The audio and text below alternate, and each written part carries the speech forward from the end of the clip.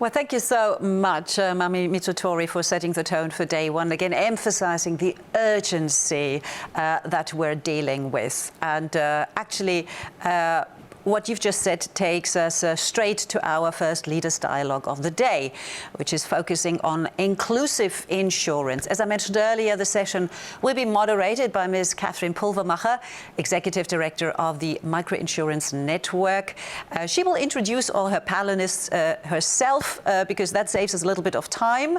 And time, as we know, is of the essence. All I would like to add, in case you've missed it earlier, that this session is important because it will comprise a structured discussion into how climate change is impacting the lives and livelihoods of small farmers' opportunities for insurance and risk management at micro and meso levels, actions needed to scale up CDRFI in agriculture.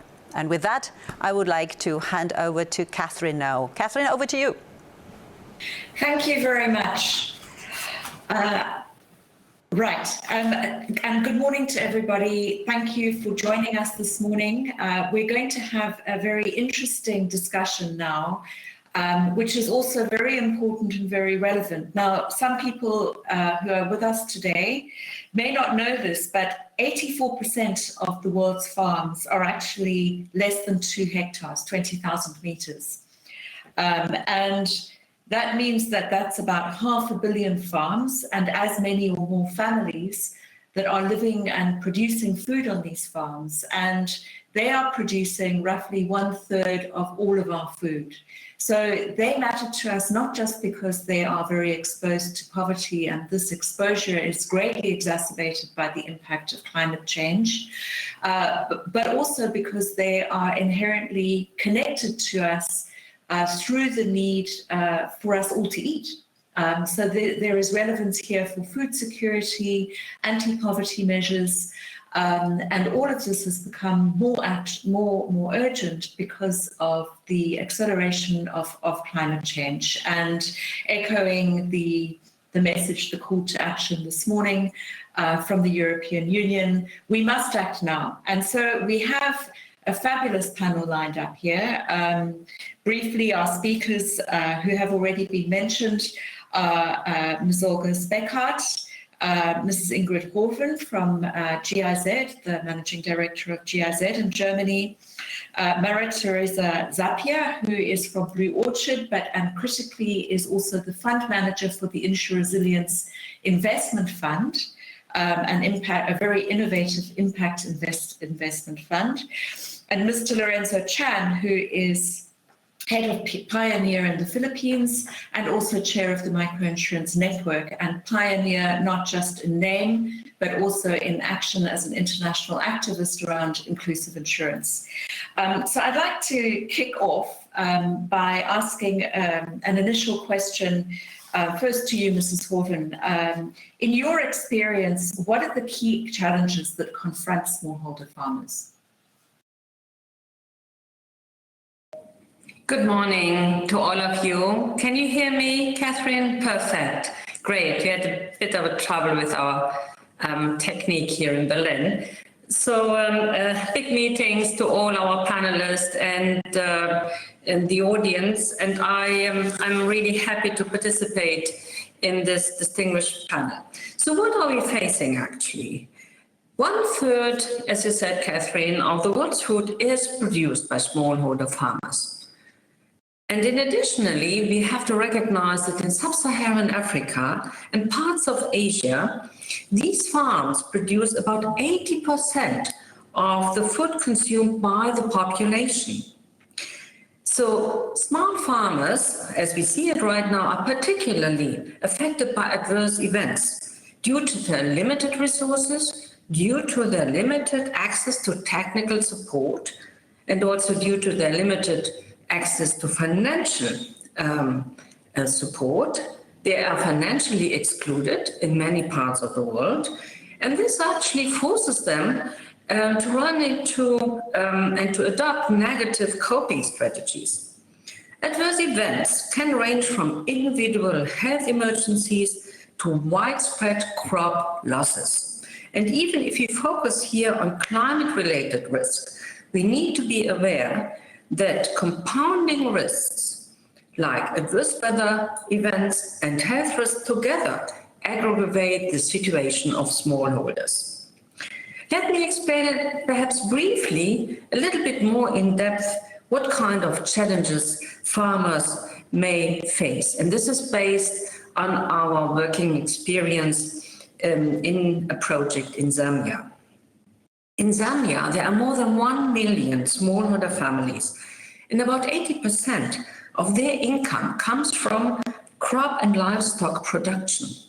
With climate change, the frequency and the severity of seasonal droughts, occasional dry spells, and floods have increased and led to significant crop and livestock losses over time. So when smallholder farmers suffer crop losses, they often invest less in the next season because they have fewer financial resources. And then, of course, because they fear additional losses, they divest, and this traps them into poverty, because then again, the return from the land is going to go down slowly. And food security is jeopardized by these crop losses. Less food is produced for all, food becomes more expensive, and many households feel the need to reduce expenditure on daily expenses, which include, for instance, expenditure on nutrition for their children. So flooding in areas where sewers are not properly constructed increases the exposure of risk to waterborne diseases, such as cholera and typhoid. Another potential impact of increasing climate risk in the future is the increase in community conflicts. And quite recently, you may have followed the news again, new research have come out about the impact of drought in the Near East, and what this may actually have like an impact in the medium-term security and in the region and on migratory issues as well. So what should we do? First in place, I would like to underline there is no silver bullet. Not one single program or project can actually address these compounding risks. We have to make sure that we react on those complementary measures that are needed. To give you an example, in Zambia, for instance, we are working to increase smallholders' income and productivity in selected value chains. And by doing so, we strengthen the food supply in specific regions. In a complementary project, we work on improving the supply of agricultural finance for agri-based enterprises. And yet, in another project, we work on improving the access to climate risk insurance and climate services to smallholders. So the strategy has to be considering these compounding risks that smallholder farmers face nowadays already, and even stronger in the medium and longer term. We have to strengthen their income, and at the same time, we have to address the risks they are exposed to. So no silver bullet, but really we need to act in a very comprehensive manner. Thank you. Great, thank you so much. Lorenzo, your Pioneer is based in the Philippines, and you have great experience of a wide range of risks that smallholder farmers face. Could you perhaps talk to us about the key challenges that you see them facing? Sure, Katharine, go straight to it. So apart from the typical, very common challenges, which is access to technological innovation, access to proper funding, and the perennial El Nino, La Nina incidences, let me zero in on a few that are, quite particularly damaging. Poor maintenance of irrigation facilities is a big thing. Irrigation can be rain-fed or irrigation-fed. And when it's rain-fed, it's dependent on the weather, which we all know is no longer dependable nor predictable these days. So that affects planting and results in in impact on post-harvest realities. So this is an issue. There is the issue of poor and declining soil fertility, which I believe has a lot to do with lack of technology and know-how. I think you have sometimes wrong farming techniques, overuse of pesticides, and the inability to grass on the part of some farmers give the soil a break. So you have to do crop rotation, but then they're not aware of that, and so sometimes I think they don't have a choice. There's a pressure to keep producing because they have loans that they have to pay, and so there is all that. I think the key issue we face also in our market, in parts of our region, is low technical efficiency. In the Philippines, I think I'd say many, if not about 50%, of farmers are still using first-generation varieties, which really lead to low yield and poor grain quality and low milling recovery. And yet, the reason varieties are there. They're more climate and pest resistant, but they're available to a certain extent, but they're not really accessible. People ask why. I think the Department of Agriculture used to have an implementation arm all the way, from the executive branch to communities and farmers.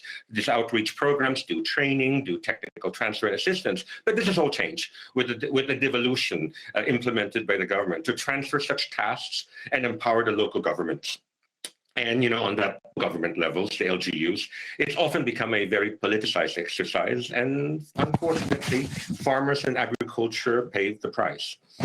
And then there are the socioeconomic challenges that we have, limited management skills of farmers to really run it as a business. They have little exposure to new tech, to finance, so they use the wrong fertilizer sometimes, chemical versus organic, not knowing that chemicals could kill the land over time. And then, so this leads to inefficiency and then low yield, which then ends up with lesser profit. Now, the lack of infrastructure is such a big issue. Farmers cannot wait for a good price because they do not have a place to store their harvest. And so they have little access to credit for processing and storage facilities. And as a result, they sell it to the middlemen, wholesalers who get to dictate the prices to retailers and consumers. So again, this leads to that whole endless cycle, vicious cycle of too much dependence on the middleman. Now, there is one big issue I thought I'd raise, because in the past, our farmers were semi-protected. There's a certain line of defense. This has now sort of been eradicated back in March of 2019. When we signed into law what called the rice tariffication law. The law removed effectively government limits called quantitative restrictions on rice importation. So traders could now effectively bring in unlimited volumes of rice at any time. And so this trade liberalization, which I truly benefited the importers and traders, has come at the expense of millions of farmers and millers and other market players in that area who were swamped by this deluge of cheap, undervalued rice imports. And in the event anybody asks, but that's probably WTO. No, I've checked. This exceeds the our commitments to the WTO. So with this move, with this strike of the law, inefficiencies, in our own farming communities were highlighted. The inability to compete competitively shows that, and with the results being they were very badly affected. So, I'm sorry you asked, Katharine, but it's not, the prognosis is a bit dire. The prognosis is indeed dire. And, Olga, obviously these are enormous problems, and smallholder farmers can't be expected to cope with all of these challenges on their own. So which of the challenges that we've just heard about, to which I might add also the increasing incidence of disease related to flooding, for example, and heat that we're going to hear about later in the day and in the next couple of weeks, which of the challenges that we have just heard about can actually be addressed at micro and meso level within the scope of inclusive insurance, in other words, and which cannot? Over to you, Olga. Thank you very much, Katharine. So good morning, good afternoon from Switzerland, Excellencies, distinguished guests. I would like to really extend our thanks to our host, our Secretary General, the InsuResilience Solutions Fund, Annette Detken and her team for extending this excellent opportunity to all of us and exchange with all of you. So back to your question, Katharine, it goes really hand in hand. This will be looked at in two main areas. One is the technical design of the products and the social and the operational side of the product. On the technical design side, for events that are moderate in severity and occur once in 5 to 7 years at a localized level, such as a district, can be well covered by the tailored micro-level solutions and meso-level insurance solutions. However, for more severe events, such as massive floods, cyclones, typhoons, and catastrophic drought, government macro-level solutions are best positioned. The three solutions across the micro, meso, macro level are all designed to protect the smallholder communities and are complementary. At the operational level side, the meso-level insurance solutions are closer to the farmers and typically have rapid payout processes in times of weather hazards. The macro level solution can be leveraging the payout mechanisms of the meso-level programs for quick recovery of the smallholder farmers. Therefore, meso and macro level insurance programs go hand in hand and are complementary, more so during catastrophic disasters. Over to you, Katharine. Thanks, Olga. Yes, as in so many areas, we're seeing a breakdown of these barriers, a blurring of boundaries, and we really need to think holistically about how we address these problems, not any longer in silos, which is perhaps an appropriate use of the word, given that we're talking about agriculture here. Now, Maria Teresa, the InsuResilience Investment Fund is one of some truly innovative approaches that have been introduced over recent years. And I know that you published a report at the end of last year about the impact that this approach has had. And I wonder if you could tell us a little bit about the kind of mechanisms that have proved the most successful in terms of building the resilience of smallholder farmers. Over to you, Maria Teresa. Thank you, Katharine. Good morning, good afternoon to all the colleagues on the line. If you allow me, I'll say a few words about the InsuResilience Investment Fund, which actually is accompanied, of course, by a technical assistance facility and also by a premium support facility. As you said, we started our journey now a few years ago, in fact 7 years ago. We had the privilege to really start this initiative that was initiated by the German Development Bank on behalf of the German government. And the challenge was exactly to focus on how we could provide climate insurance to micro, small and medium SMEs, so small enterprises, and of course smallholder farmers, alongside, medium and low income households. 7 years down the road, the fund and, both in its debt and private equity vehicles has now an exposure to as many as 15 emerging and frontier countries. These are all ODA countries, so exactly the countries that all the speakers were referring to, where the needs are, of course, very high. And we have as many as 24 investees. The outreach has been terrific. We have 25 million climate beneficiaries.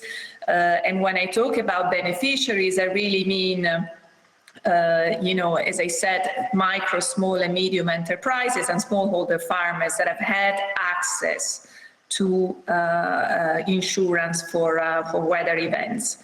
What has been really crucial for us has been the possibility to work along the climate insurance value chain. The speakers before me talked about, the importance of the distribution channels when we talk about climate insurance, talked about the importance of the risk takers, so insurance and insurance brokers, as well as the importance of technology and data via insurtech companies. So the scheme and the innovation of the investments of the investments of the InsuResilience Investment Fund have been really the capacity to work along the climate insurance value chain. So thinking about how can we reach smallholder farmers, and so with adequate distribution channels, be it microfinance institution, aggregators, or really commercial banks, how to really provide adequate insurance instruments with insurance companies and insurance brokers, and how, and I think this links very well to the aspects that Lorenzo was referring to, how can we really via access to insurtech data provide the data that could in fact improve the protection of smallholder farmers and ultimately defend their livelihoods. Thank you so much. So now a question, you've raised the topic of value chains, and I know this is very integral to the approach that has been taken by GIZ and indeed work that we're doing at the Microinsurance Network as well, in collaboration with one of Ingrid's teams.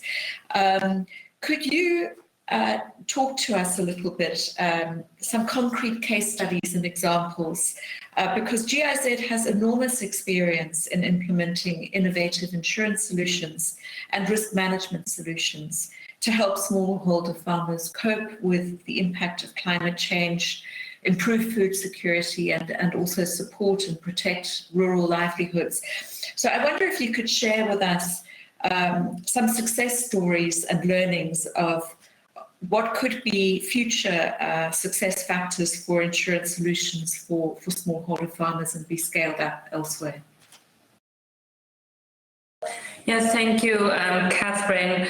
Yeah, actually, GIZ right now is currently finalizing a global study on innovations emerging trends in agriculture insurance, which reveals the following findings that I would like to share with you. And I think they actually pick also up some of the points that were raised by Lorenzo and also Maria Teresa just now in her statement. The first point is the following. Experience clearly shows that sustainable agriculture insurance programs of relevant scale have government involvement and support. And most agricultural insurance programs, and this is up to 80% at the global level, are at least partially subsidized. And strong examples in this respect are actually implemented in India and China, where together about 250 million farmers were insured last year, with subsidy rates partially up to 80%. Thus, premium support is a key lever, but needs a smart program design. And this is the second point I wanted to underline, to not create dependencies and avoid distorting price signals and inappropriate incentives that might, in the longer term, actually increase dependencies instead of making farmers more resilient. The second point is that we have revealed in the study is actually there's, as an alternative to government support or complementary to make those insurance programs even more sustainable, we have to implement more smart and integrated approaches. For instance, such as integrating insurance into the agriculture value chain or into a broader risk management framework. And these examples, these concepts and approaches have proven to be promising and give a higher sustainability to those programs. For example, bundling insurance with credit and agricultural inputs or other value add services can improve the value proposition for smallholder farmers and reduce their costs. In Zambia, for instance, we have seen that embedding insurance in contract farming can be a win-win for farmers as well as for the agribusiness sector. The third factor is about new technologies. New technologies like apps, e-banking, sensor data or blockchain are an enabler, helping to improve contracts and affordability. These technologies strengthen the security and the distribution channels, and they speed up claim payments. And the fourth factor is about coordination and partnerships. Most improvements require strong coordination and partnerships between governments, private insurers along the agricultural value chain, and donor agencies, NGOs, and other external stakeholders, the private sector as well. And locally, but also at the international level, but especially at the local level. And we are not yet there. Let me give you one specific example that may address some of the issues raised, especially by Marie-Theresa and Lorenzo. For instance, if you look at activities in Sri Lanka, where we have been working on an app for smallholders, what are the lessons learned? And the beneficial factors if we bring new technologies to this area. With the specific app that we call iFarm app, farmers are able to obtain insurance against risks such as drought and floods for their crops. So they can contract those insurance directly. They can also make claims through iFarm, the iFarm app, and actually upload pictures of damaged crops to facilitate the payout process. This makes it much quicker and more direct. In addition to those services, the app provides an overview of current market prices in the region and show where farmers should take the produce for selling. And this gives actually, in the app, as a third service, gives weather predictions to farmers. So with these innovative features, the iFarm app attracted more than 15,000 smallholders who currently have agriculture insurance. But what is the lessons learned? It's not simply an app for the insurance part. It's an app that provides a holistic approach to services to farmers that make them actually more resilient because they also can do a better business. Thank you. Thank you very much for such a comprehensive and compelling answer. And yeah, it really strikes me how so many things are coming together that provide an opportunity to have solutions. You know, it's not so long ago that the InsureTech solutions that were available were far more basic than what we have today. And of course, we've seen much improved access to data services around the world. But the Philippines, coming back to you, Lorenzo, is quite a particular geography. So very highly exposed to climate change and natural disasters, one of the V20 countries, most vulnerable countries in the world. And we also know that agriculture, which covering both crops, livestock, poultry, and also importantly fishing, is the main source of livelihood for about 30% of the labour pool. So certainly not inconsequential by any means. We also know that from the last national census of agriculture and fisheries, which was done in 2012, 98% of farms were small holdings, which is really quite enormous. So given that the population is spread around 2,000 of the country's 7,641 islands, that's 7,641 islands, how do insurers overcome the very basic problem of reaching people when disaster strikes? Well, the immediate answer to that is with great difficulty. There is, we've had a lot of advancements in the Philippines insofar as microfinance is concerned and microinsurance is concerned, which has benefited a great deal of the inclusive sector. But where the farmers and agriculture is concerned, there's a lot of catching up that needs to be done. I think Ingrid has actually covered a lot of items of what have you done, what could still be done, and in fact, I'm going to try. I think first, I will just mention, I think on first line of defense for the farmers is that the local LGUs have to step in for really big incidents of calamities. Each local government units have calamity funds to run. But if we're going to limit the discussion for now to the question, which is about insurers and how do they overcome the basic problem, there are only, to this date, 2 insurers that actually cater for the farmers. One is a government-owned insurer, and the other one's privately owned.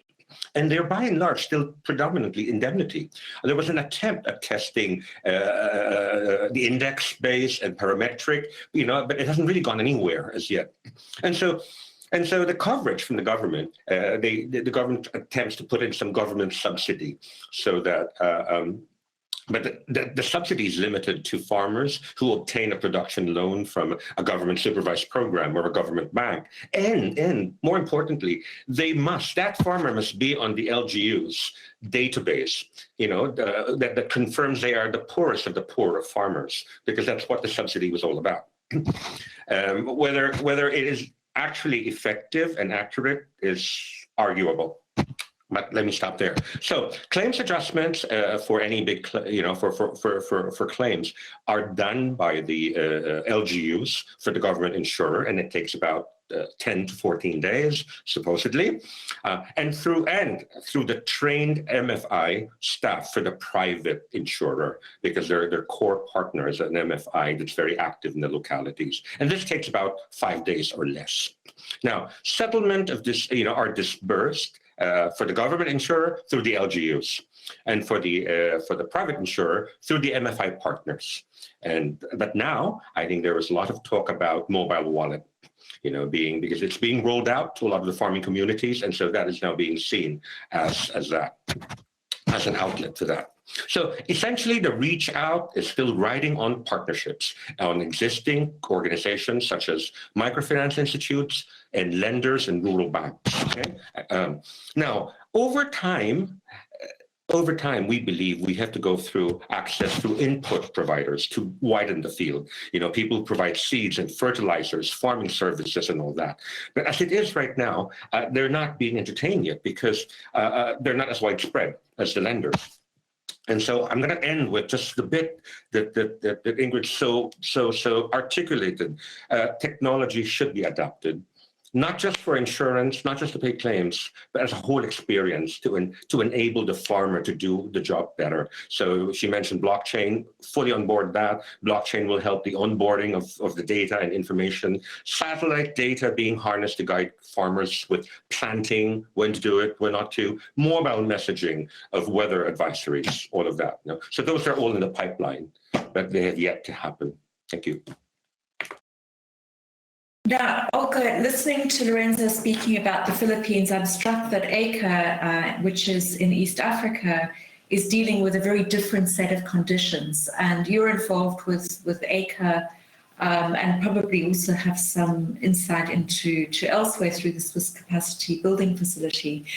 Could you speak to us specifically about what you see farmers in East Africa facing, the difficulties with reaching them? How do those challenges differ or compare with what Lorenzo has just described? Over to you, Olga. Thank you, Kat. So very much aligned with what Lorenzo has raised. Smallholders face a myriad of obstacles in farming, from land preparation, lack of mechanization, access to inputs, access to credits, technical knowledge of modern technologies, climate change, post-harvest storage, access to markets, and market price risks. So such multidimensional challenges across the value chain can only be solved by multi-stakeholder partnerships, connecting and acting for greater impact. So some of the challenges of access can be solved by coordinated market actions and collaborative efforts at both locally and internationally to support the smallholder, in addition to trainings and capacity building to improve the farmers' technical know-how on farm management. However, climate and market price risks are beyond the smallholders and value chain actors' control and can be mitigated by agricultural climate risk solutions and income revenue protection solutions. These both the enterprise and the smallholder from climate situations, respectively, for business continuity. Foundation and partners in this space are addressing part of the climate through building risk transfer models innovated around the food system value chain, where inclusive insurance offers a strong business case and value to each actor, thereby enhancing resilience in the chain. So insurance solutions in isolation are not viable, offering to the smallholders. Our bundling concept with inputs and agri-finance, not only in Africa, but also in Bangladesh, supported by the InsuResilience Solutions Fund grant, the risk the smallholders and enterprise investments and accession and adoption of newer technologies while unlocking access to credit. So such initiatives, Katharine, go a long way in attempting to create a holistic solution, like Lorenzo was alluding to, for the farmers. But a few questions remain, such as one, who takes the initiative in building the multi-stakeholder partnerships and models? And two, how can such solutions be priced as a single package? And for the examples that we are working, how do we turbo change them to scale, which will bring us to the next point. Over, Katharine. Thanks so much, Olga. So yes, some recurring themes here. It's not just about insurance, it's about risk management, prevention, as much as it is about risk transfer. And earlier we heard that one euro spent in prevention and mitigation saves 15 euros in damage control. So that's a better return than a stitch in time saves 9, which is encouraging. We also heard about how much agriculture is still dependent on rain-fed agriculture, no irrigation, and the need for technical assistance. So in some, we've heard about some daunting challenges, and we've hinted at some great solutions that have been rolled out. But we do know that we're very far from reaching scale. And the problem is, it was never great. It was always a huge problem. If anything, it's becoming more acute and more urgent to be addressed. So we're very far from reaching scale today. And I'd like to hear from each of you before we move on to a Q&A with the audience, what you think we could do to reach scale. So let's start with Mrs. Hoven. Yeah, quite a difficult point, but very urgent questions. We need speed and scale, speed in implementation and scale. So perhaps 3 points that I would like to underline. First, I already pointed to the fact that governments have to be involved, especially when it comes to subsidies and premium support. But governments have to take a broader role in this area. And this leads me to the point of creating global public goods. And this means governments could work towards creating an enabling environment for insurance companies to work in their respective countries. They could actually invest much more in insurance literacy to make sure that these instruments are understood and more broadly accepted.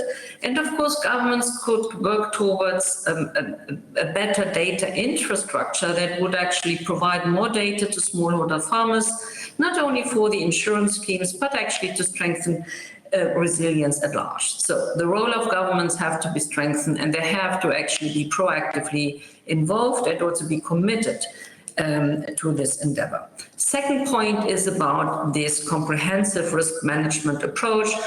Olga framed it as bundling specific tools and actors together. Yes, we have to work in a model of private-public partnerships, bringing in smallholders as well. And we have to create an environment where we actually reduce risk through different mechanisms. And this is, for instance, when we provide high-quality seals, fertilizers, trainings to smallholder farmers to adapt to the new conditions that are provoked by climate change, and then factored in some other instruments such as insurance. So the comprehensive approach is key. This requires more coordination, more working together, stronger partnerships. But we have very, very good examples. For instance, the 1 Acre Fund in Africa. This is actually the institution with the largest purchases of insurance for smallholder farmers in the crop area. So it does work. They have actually purchased insurance for 1 million smallholder farmers. This is already scale, I think, but we have to replicate this. And this leads me to my third point. I think we are still facing a lot of inefficiencies when it comes to data collection, Katharine. We see that there are many efforts undertaking to currently to actually find the right data to place insurance products that are actually suitable to smallholder farmers. We think that it requires a more comprehensive and more complete approach in order to avoid duplications and to close the gaps. And therefore GSS very wholeheartedly actually supports efforts to make the microinsurance network the go-to place for data in the space of microinsurance and inclusive insurance. We need a better overview, data and intelligence, and if we don't invest in this area, we won't be able to get to the scale that is necessary. Well, thank you. That's a very ringing and encouraging endorsement of our landscape program, which is an annual data collection exercise and was launched on Monday at the International Conference on Inclusive Insurance. So thank you very much for that, Mrs. Hoven. Lorenzo, over to you. Yeah, I really just want to echo what Ingrid or Ms. Hoven, as you address her. PPP. Public-private partnerships are really needed. I think Olga said it very well. She had mentioned, I alluded to this, whole process, and it's true, I admit. I think what I'm really after and espousing is one cohesive, comprehensive, integrated approach that really seeks to take into account, to develop an ecosystem that provides an enabling environment for the farmers by filling in the gaps that they really keep facing year in, year out, continuously. Proper education, insurance, technology support, financial initiatives, access to affordable subsidies, et cetera, et cetera. In other words, just helping them mitigate the risks that they face. And as it's been said time and again, no effective long-term solution can be had without the involvement, likewise, of the public sector, of government. It's really that.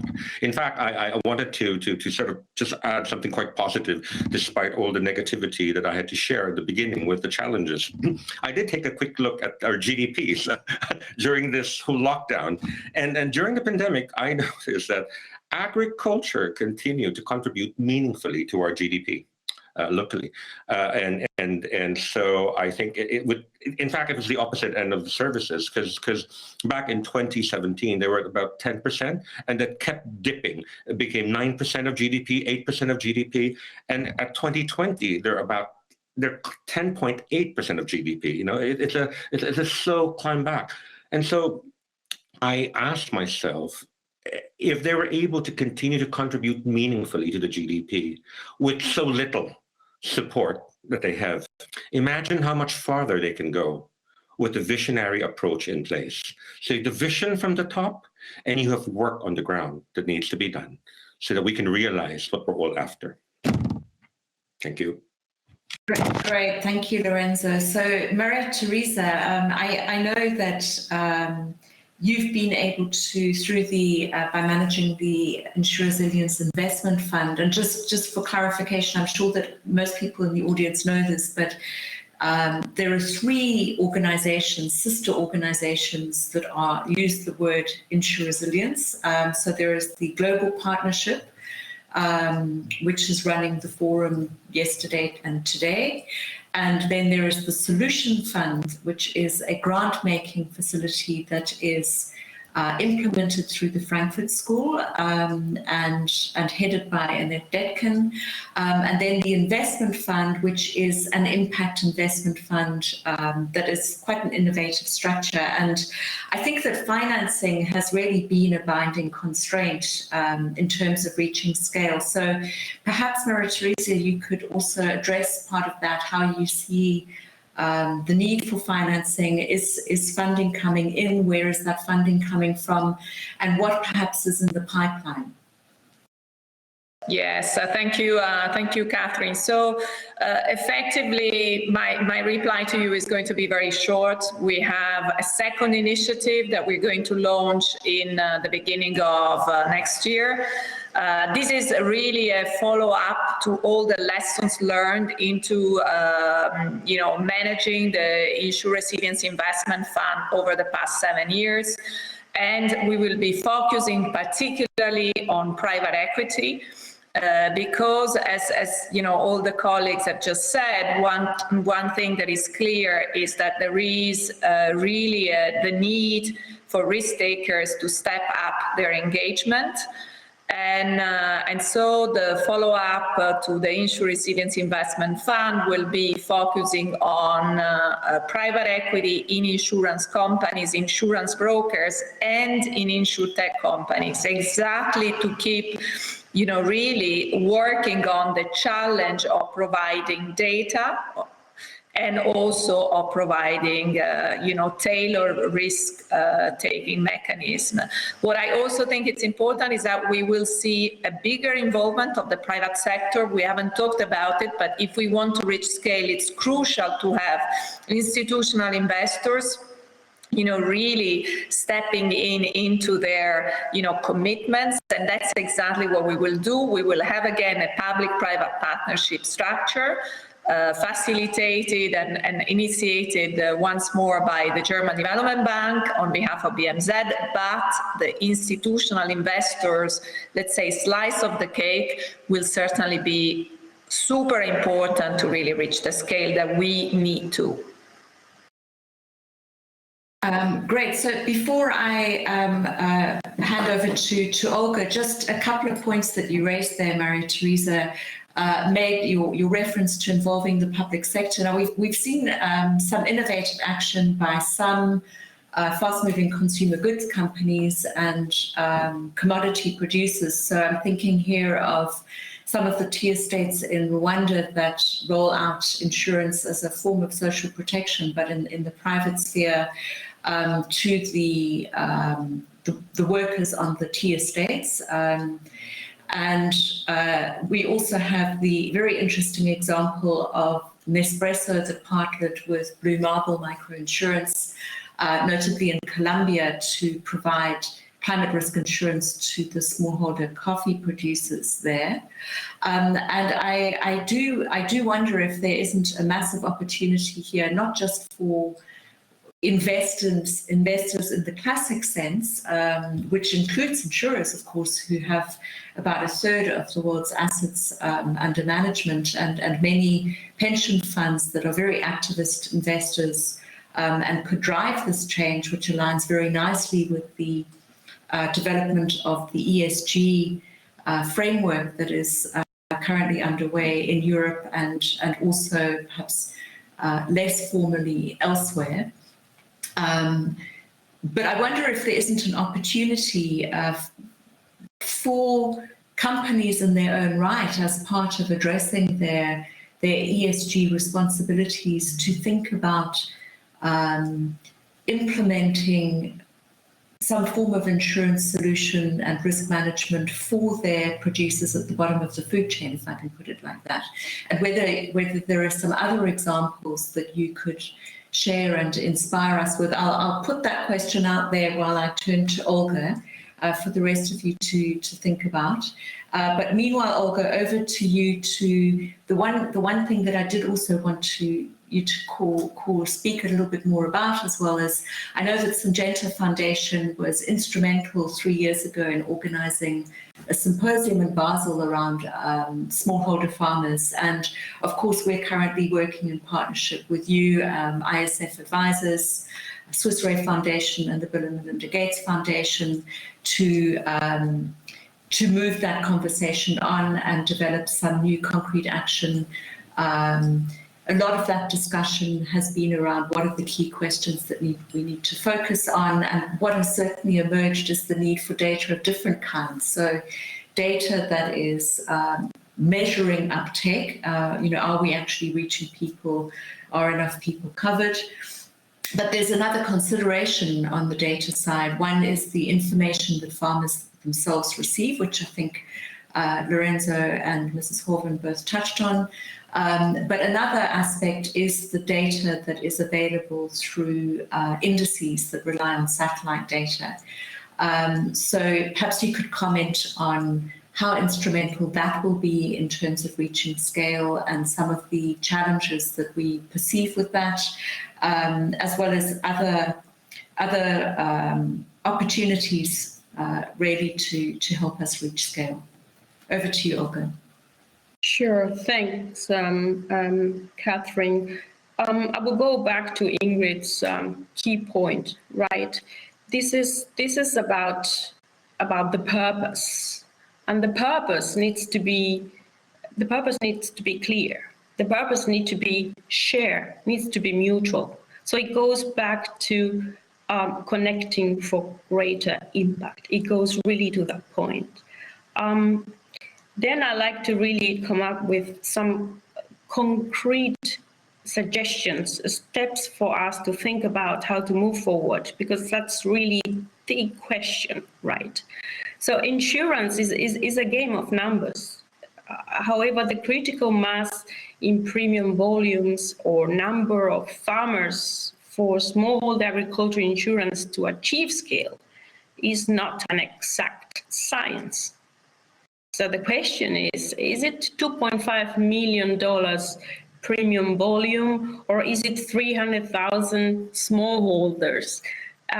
What we could call the tipping point for us to have up there, right? Over the last decade, huge steps have been made in terms of number of insurance solutions developers, and an array of products are available. Solution developers need a step change in enhancing the product development cycle to be more farmer-centric by embedding the local players in the cycle to increase ownership of the solutions designed while continuously building capacity and transferring technical skills for sustainable product innovation and enhancement. So it got to be a win-win creation for everyone to be motivated to step in. So the proverbial nut is yet to be cracked on the distribution side to unlock scale. We are building a global infrastructure with digital and insurtech showing promise to, one, make the products more affordable, showing more transparency. Second, increase accessibility of the solutions, but we still need a system change. However, some bold strategies, Katharine, I would like to address today, and decisions need to be undertaken to have concrete steps that will facilitate adoption of tech for blitz scaling to get the tipping point, such as long-term commitment from the private sector as patient capital. It's fundamental for this nascent market is getting to its feet, walk and eventually fly. The second point I would address is to stop looking at agriculture insurance on a standalone basis as a product line. Instead, we need to look at at a portfolio basis and combine loss ratios. Look at your balance sheets, look at all your combined loss ratios with all your product lines, and focus also on impact, not only on volumes. Going to reinsurance structures, where actually I come from, let's look at it at treaty reinsurance structures, not facultative structures, looking short-term and standalone. So long-term impact looking, it's fundamental, not only of a quick fix and return on investment. Then there is another elephant I like to bring in the room is the massive loadings, commissions, brokerage, VATs, all adding to really reach that mass, that tipping point. So there is a full purpose alignment across the value chain, and we need to sacrifice in the beginning, where we are right now, to sacrifice those loadings, to come up with our social corporate responsibility approach and put the skin in the game and go for that tipping point together. The government needs to connect to people. We need stronger government support. And last but not least, Katharine, I would really emphasize on the policy advocacy to create more favorable regulation for agriculture partnerships, programs, and products. Over to you, Kat. Thank you. So we have 5 minutes to go, and I'm afraid I rather belatedly saw a couple of questions in the Q&A from Pranav Prashad, our colleague at ILO's Impact Insurance Facility. Pranav asks, I'm going to read the questions, but suggest, therefore, one is for Olga and one is for Lorenzo, suggest that, Pranav, we connect with you separately to answer them in the interests of time, as a courtesy to the organisers and the audience. And apologies for only having seen that. Now I'm so passionately engaged with the conversation. So Pranav asks Lorenzo, regarding the recent announcement that the Insurance Commission in the Philippines has approved the guidelines to encourage private sector participation in agriculture insurance, how do you think this will change the scenario? Will the number of 2 that you mentioned go up? Will there be innovations? So Lorenzo, if you can bear that in mind to come back to Pranav a bit later. And then a question, Olga, for you. Now, Pranav asks, does One Acre Fund purchase the insurance on behalf of farmers? If so, do the farmers know that they are insured? And I suspect there are 2 separate organizations. One is Acre Africa and one is One Acre Fund. And I think that you are involved with the former, not the latter. So perhaps we can revert to Pranav afterwards. But if I'm correct, I think it would be really interesting, perhaps in a forthcoming newsletter, to focus on these 2 initiatives and clarify that. So we've got literally 3 minutes to go. So very briefly, from each panelist, a soundbite, please, a call to action, 15 to 20 seconds, a very specific call to action for this forum, whether that's at organizational or individual level. What do you want to see happening from each of us in the next year? Over to you, Mrs. Hoven. Thank you, Katharine. Perhaps this is challenging, but perhaps 3 points that come to my mind. So first, I hope that COP26 will underline that the resilience of smallholder farmers have to be a top priority in the climate adaptation agenda. We deal with energy, we deal with transport, mobility, but we have also to deal with those people and those communities that suffer most from climate change. First point. The second one, we would like to see that our community of those that are convinced that insurance and the insurance solution can really be a game changer on many fronts. We have to push governance to provide the enabling conditions so that we can really come to scale, and we require a strong government commitment on different fronts, on public goods that have to be created and on subsidization and premium support. And we should push governments into this direction. And thirdly, we have worked on so many pilots. We have so many good examples at hand. But now we really have to make sure, as Olga said it, we have to come to a more systemic change. And this requires actually working across aisles. We shouldn't address actually the compounding risk by working on agriculture and climate and finance. We have to bring together those communities and have to try to figure out what kind of approaches are nowadays the right ones to strengthen the resilience of smallholder farmers. Take it from there, from the resilience necessities of our target groups, and then figure out what kind of products are the right ones and what kind of approaches, combined approaches, are the right ones to get the really support on the ground. And this is a big challenge because it requires working across communities of practice, across communities of finance, but this is now needed. As science told us, the compounding risks are going to get stronger over time.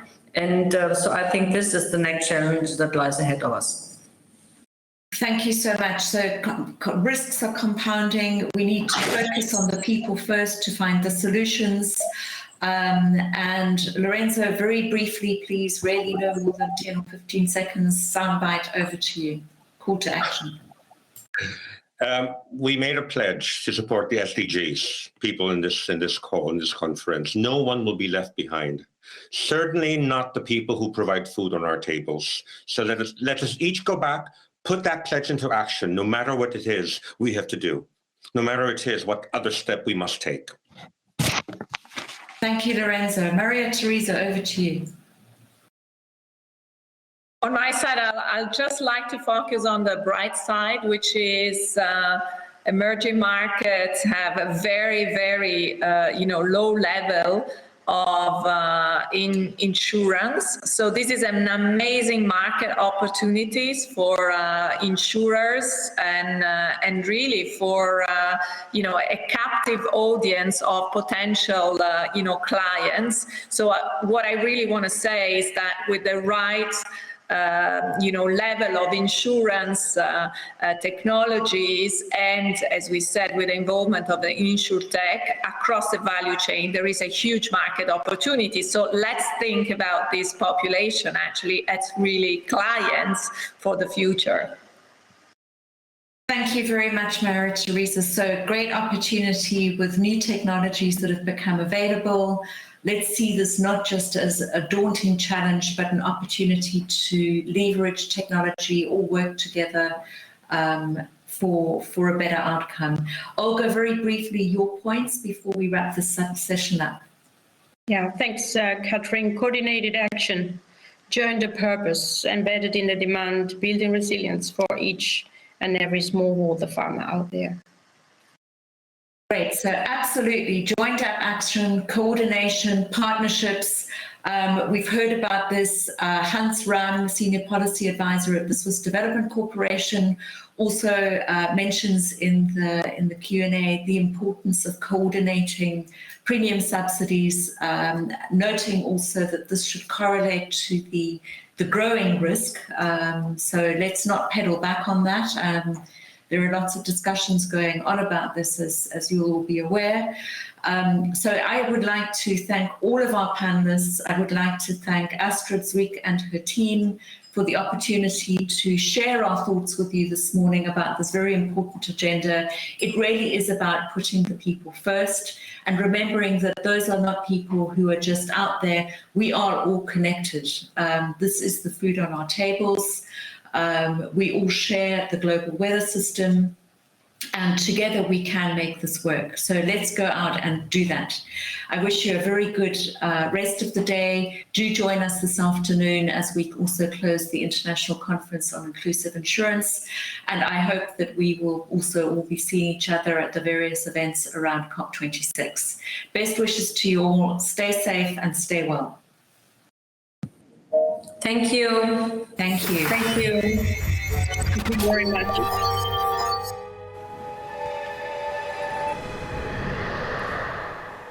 Well, thank you so much, Katharine, and a big, big thank you also to the panelists of this Leaders Dialogue. A fantastic and insightful session, certainly. And I hope that every one of you out there took note of the calls to action and that you can take this forward in your work so that we can move from political ambition to implementation of CDRFI solutions together. And as we just heard, together we can make this work. Katharine just pointed that out. Well, speaking of, it's now time for you to get more active and to discuss issues in smaller, more intimate, lively groups where you can hear about and discuss specific topics of your choice. It is time for our first round of breakout sessions. I can tell you that we have 2 groups of sessions in total. The first we do now, and the second one later this afternoon after a short break. So together those breakout sessions are covering 8 different topics, and we start now with the first 4 topics, the first 4 sessions. Breakout session 1 focuses on digitalization and insurtech. The session is organized by representatives from GIZ, and it will illustrate where digital solutions adoption along the insurance value chain could remove barriers to the sustainability and scaling up of climate risk insurance schemes for poor and vulnerable populations. Now, Breakout Session 2 focuses on scaling private sector engagement. That session is organized by representatives from KfW, and the session will explore the role of private investment, consider how it can be accelerated in low-income countries, and explain the benefits for the private sector of using climate insurance solutions. Breakout Session 3 focuses on monitoring and evaluating impact. It is organized by representatives of the Munich Climate Insurance Initiative, and that session aims to make the CDRFI community aware of the technical contents of the Strategic Evidence Roadmap, which was presented yesterday, its importance for building an evidence-based future with effective CDRFI solutions, and to highlight evidence action or investment commitments made by InsuResilience Global Partnership members and others in the community. And last but not least, Breakout Session 4, and that focuses on anticipatory action and risk financing. And this session will introduce the newly formed sectoral community linking risk financing and anticipatory action, and it will explore opportunities where and how development actors, governments, the private sector and humanitarians can work together to scale up anticipatory action with a focus on the Philippines. Well, big choice to make, and the time is now for you to select which breakout room you would like to attend, which breakout session, and below the live stream you should now see the buttons with all 4 breakout sessions. Make your choice now. Have a great productive time. I will see you back here in 75 minutes.